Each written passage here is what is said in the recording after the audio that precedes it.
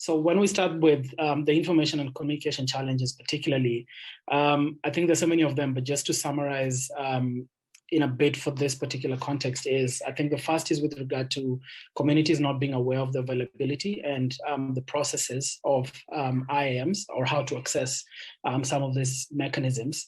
And then secondly, the requirement to submit complaints in specific languages has been a challenge for some communities. And then thirdly, complaint communications require significant time and resource investment for communities and their representatives. And I think just to talk about the first challenge, we had a case that we just filed recently in Uganda where this community has been affected by the project that's financed by the World Bank for about 7 years, and they were not aware of the availability of the inspection panel as a mechanism to complain to until just recently when they learned about that from a local civil society organization. So that in itself, and when they learned about it, it was an aha moment for them, and trying to ask how they can sort of reach out and complain to this extent.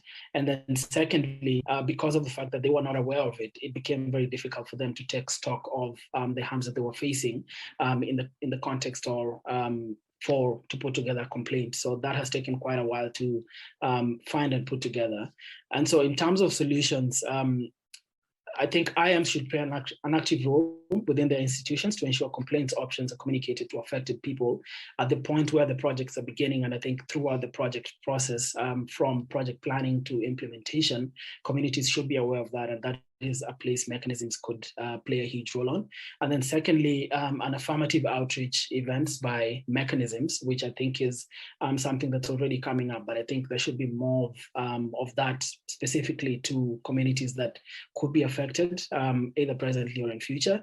And then thirdly, ensuring communication between mechanisms and complainants is as easy as possible, including communicating in local languages and accepting complaints in any language that this community would understand.